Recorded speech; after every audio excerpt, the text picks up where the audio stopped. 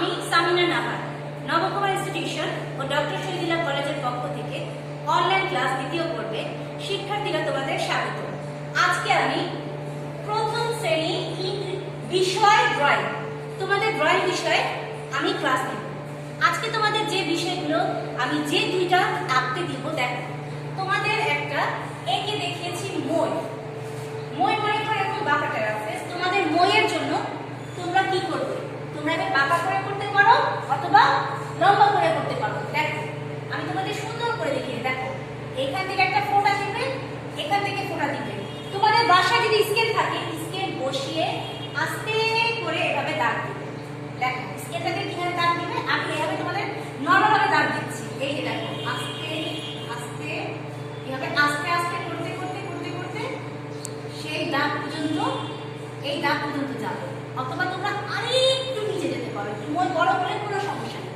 এই দেখো এখানে একটা দাগ না, ঠিক এখানে আর এখানে দাগটা দিবে। দেখো আস্তে আস্তে স্কেল দিলে তোমাদের সমান হবে, তারপর আমি চেষ্টা করছি সমান করে তোমাদের মইটা দাগ দেওয়ার জন্য। দেখো আস্তে আস্তে আস্তে আস্তে আস্তে করে উপরে যাবে। এখানে একটা দাগ দিয়ে দিবে, মিলিয়ে দিবে, এটাতেও মিলিয়ে দিবে। কি সমান হয়ে গেল না? তাহলে আবার এখানে একটু গ্যাপ রেখে একটা ফোঁটা দিবে, এখানে ফোঁটা। তোমাদের বোঝার জন্য আমি গ্যাপ দিয়ে দিচ্ছি। এখন তোমাদের আমি আবার মইয়ের দাগটা দিচ্ছি। দেখো লম্বা করে দাগ যেতে থাকবে, যেতে থাকবে উপরে উপরে উপরে উপরে, এই তারপর দেখো ভালোভাবে আমি দাগটা আবার দিয়ে দিচ্ছি, যাতে তোমরা বুঝতে পারো যে মইয়ের দাগটা কিভাবে হয়। এখন এইখানে একটা বিন্দু দিয়ে তোমরা আবার আরেকটা সেই একই রকম দাগ দিবে। দেখো মই দেখো দাগ দিচ্ছি দিচ্ছি দিচ্ছি, এই যে মিলে গেল। তারপর এটাকে আবার একটু গাঢ় করবে, গাঢ় করবে। দেখো দাগটা দিয়েছি, এই দাগটা বসিয়ে দিয়েছি আর এখানে মিলিয়ে দিয়েছি। এখন মইয়ে আমরা যে সিঁড়ি দিয়ে উঠবো, সেই মইয়ের মাঝখানে একটা ধাপ থাকবে না, ধাপটা দেখো, এই যে দেখো এই একটা দাগ দিলাম, এই একটা দাগ দিলাম, একটা ধাপ হলো। এই দেখো আবার একটু দাগ দিলাম, ঠিক এখানে আরেকটা দাগ দিলাম, এখানে একটা দাগ দিলাম, এখানে আবার একটা দাগ দিলাম। তাহলে এটা আমরা কি এঁকেছি? মই। মই বানান কি? ম রস্যই মই। দেখো ম রস্যই মই। এখানে আমি তোমাদের আগে এঁকে দিয়েছিলাম, আর এখন কি আঁকতে হবে সেটাও তোমাদের দেখালাম। তাহলে মইয়ে তোমরা চিন্তা করো কোন রংটা করবে। মনে করো এই দুই পাশে তোমরা লাল রংটা ব্যবহার করতে পারবে, আর এই তিনটার মধ্যে হালকা আকাশী বা হালকা নীল আঁকতে পারবে। মনে করো তোমাদের সেই কালারটা পছন্দ হচ্ছে না, তোমাদের মনের মতো কালার আঁকতে পারো, কিন্তু কিছু কিছু কালার শুধু আঁকলেই ভালো দেখাবে না। কালারের উপর তোমাদের ছোট দেখে তোমাদের হয়তো ধারণা নেই। তোমরা যেটা দেখবে যে কালারটা দেখতে সুন্দর, লাল নীল করলে সবচেয়ে সুন্দর হয়, বা বাংলাদেশের পতাকার মতো করতে পারো। এখানে সবুজ, এখানে লাল, বা এখানে লাল, এখানে সবুজ, গোলাপি। তোমাদের কয়েকটা হিন্টস দিয়ে দিয়েছি, তোমাদের যেটা মন চায় তোমরা সেই কালারটা দিয়ে মইটা রং করতে পারবে।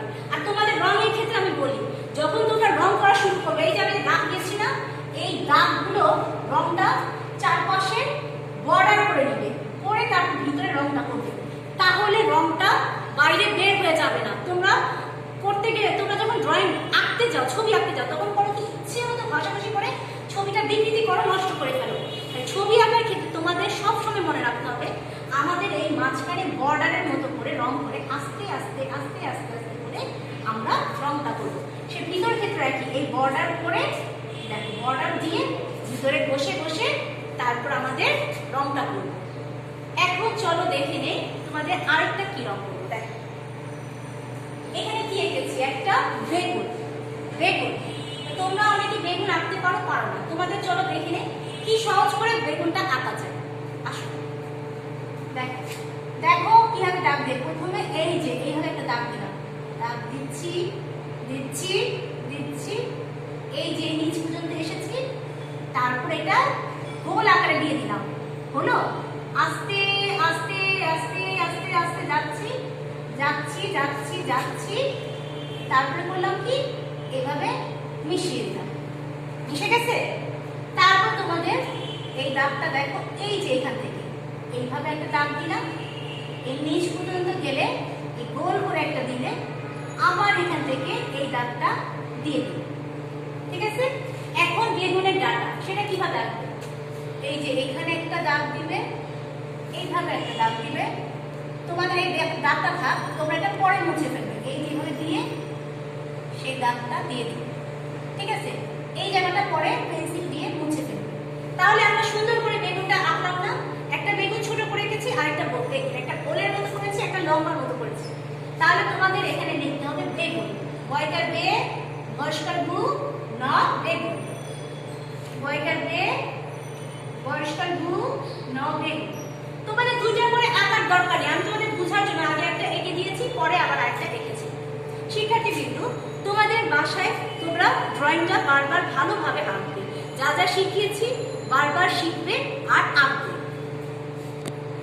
শিক্ষার্থী বিন্দু, চলো বেগুনের তোমাদের আরেকটা দেখাই। দেখো এই যে দাগ দিয়েছো, এইভাবে তোমাদের প্রথমে সোজা রেখেছি, এখন আবার দেখেছি বাঁকা করে দাগটা আঁকবে। তাহলে তোমরা বেগুন শিখলে, মই শিখলে, গত ক্লাসে তোমাদের কিছু শেখানো হয়েছে। তোমরা যে 5টা শিখেছো, এছাড়াও 2টা মন থেকে আঁকবে, আরো 2টি মন থেকে শিখবে, মন থেকে।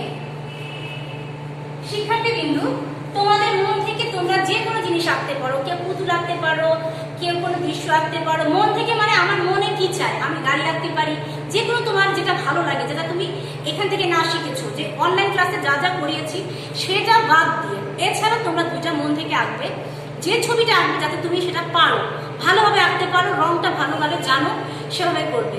তাহলে শিক্ষার্থী বিন্দু, তোমরা ভালো থেকো, তোমাদের বিদায় নিচ্ছি, আল্লাহ হাফেজ।